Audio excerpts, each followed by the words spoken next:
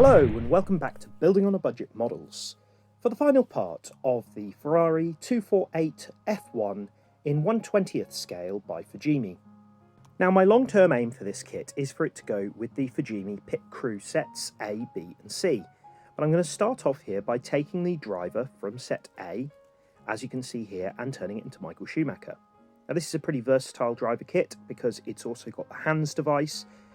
The decals here with the set are for the 2007 season, so they come with decals for Raikkonen and Massa. Should be fine for this kit if you were doing Massa, but I bought this MSM Creations set of Michael Schumacher decals. This is really good because it covers all his race suits and helmets from 1996 up to 2006. Firstly, the helmet decals are a little bit fiddly.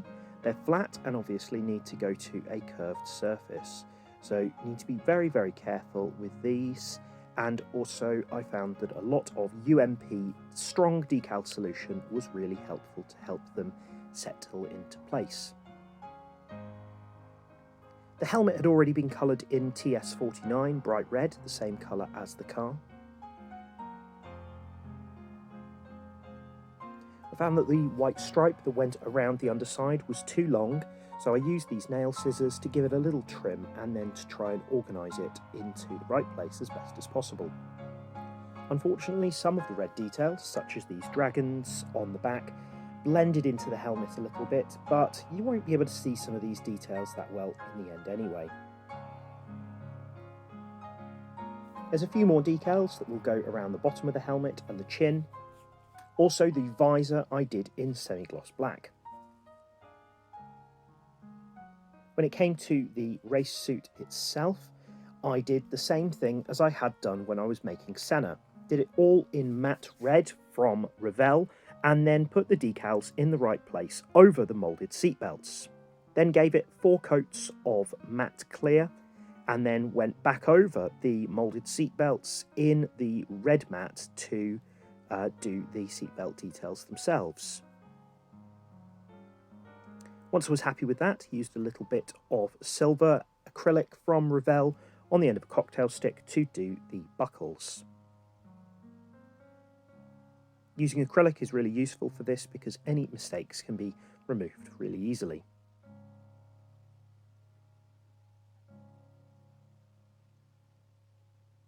In order to add some shading and differentiation between the seatbelt buckles and straps, I used some black panel line accent and gave it a little bit of a smudge with the end of a cocktail stick afterwards. The set didn't come with any Sabelt decals for the seatbelts, so I used these spare adhesive ones I had from the Tamiya Lotus 7. The kit suggested to use the rear light in red, but when I looked at real examples, when not switched on, they all seemed to be clear. So I just did a little bit of black permanent marker around the edge. Now then came to fit the bodywork. Now, this was not easy. Firstly, it asks you to put the bodywork on top, and then afterwards to slit these parts of the side pods into place. This isn't easy because there are tabs that need to fit around a lip on the floor and also on the inside just around the Shell logo. I found this very challenging, but it's very important to have let your clear coat set in order to protect the decals whilst doing this kind of thing. Now I tried pushing it down as best I could, and I also used some clamps, but I just found that it would not settle into place, either at the back around the kind of exhausts or on the nose section. I'd heard criticism about this kit and Fujimi Formula 1 kits in the past, but was really surprised at how this just wouldn't go together. I think had I built this kit again, I would have done a lot more test fitting when it was at the beginning stages of the build, just to double check it all. But I'll show you what I did in order to compensate for this problem. Firstly, I used a craft blade to very carefully remove the nose section. Also sanded down those edges a little bit, and I started to remove some of the front of the monocoque, as I think it seemed to be that which was stopping the nose section from coming down into place. I sanded the underside of the red bit a little bit as well to help them fit a little bit better around the suspension arms, but still this wouldn't quite get into place. Also, whilst I was fiddling, this accidentally snapped off the front wing, so I'll put that on later. I recommend leaving it off until the end anyway. As you can see, it ends up with a little bit of a step in the nose. So I removed both parts of the nose, the underside and the top side, and decided to put it together like this. I'd recommend doing this from the start because you want this to look as polished as possible. It's right at the front. And there we are, much happier with that now. I removed all of these parts in order to have a look at how things were fitting.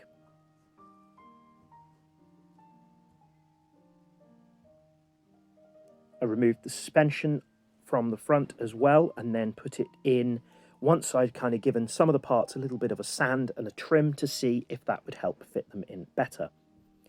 You then kind of have to put these bits into the underside. Also, I probably should have put the barge boards in before the suspension because this was now very fiddly, but with a bit of pressure and I was able to get it into place.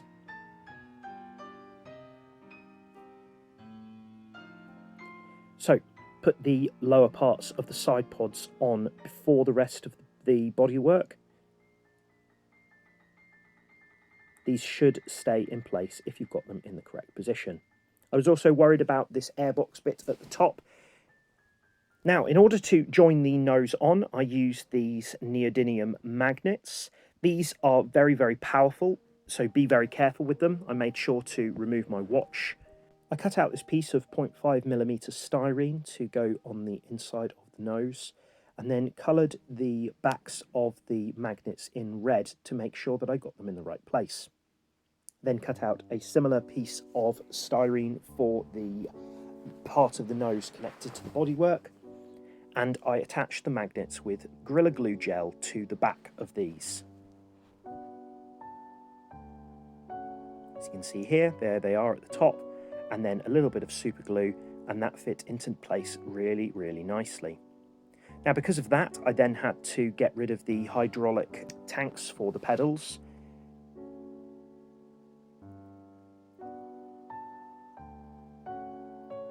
You might have also noticed that I left off all the aero parts on the bodywork until it was all secured in place. Now, once I'd removed all of these bits, the bodywork seemed to fit. However, you could not get the driver in with the bodywork closed, so I had to open it up again and put Michael into place. I attached him just with white tack in order to get him on, which was just as well because it turned out it wouldn't fit over the helmet. So I secured it into place and then put the helmet back on top. When I was happy with how this fit, I then used some clamps to very carefully hold it into position and used a little bit of thin Tamiya cement around the edges to help it to secure as best as possible. I was much, much more happy this time.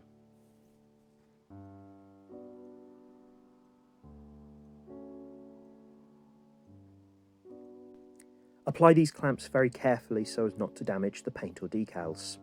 I ended up leaving out all of these parts from the engine bay and the front nose in order to fit the bodywork. As the bodywork was glued in place, I figured it didn't really matter because you wouldn't see any of these details in the end anyway. I then added another little carbon fibre decal at the bottom of the red bodywork in a place where it should really have been the floor part rather than the bodywork. Wing mirrors went on, and there are small Vodafone decals to go on top of those. There are also small kind of winglets that go on top of the side pods. And there's one more piece of the front suspension, which I did in carbon fibre decal and then used a little bit of aluminium tape to do this kind of silver join, which goes at the top.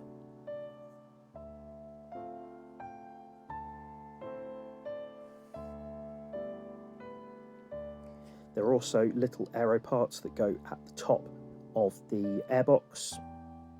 I used some super glue to put these into place and then held them very, very carefully. And then the kind of camera mount on the top fits into place. Lots of decals on this, and I also added some carbon fibre. Now the wheels, it says not to glue them into place. Be very, very careful, just give them a slight turn. I decided not to glue them into place because later on I'm going to do the pit stop diorama. For some reason, if you push the rear ones too far in, the wheel covers pop out. And there we are, it's finished. This was a bit of a trial. However, I'm pretty pleased with how it's turned out. I think this will look really good when I finally do the pit stop diorama to go with it. Let me know what you think in the comments below. This kit was definitely a challenge, and as you saw before, I've had to remove parts from it. However, I'm pretty pleased with how it's turned out, and I think it's an accurate representation of the 2006 Ferrari.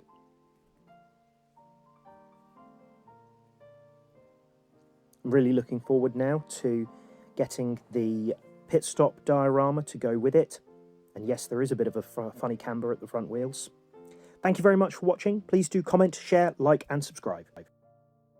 And I'll see you soon.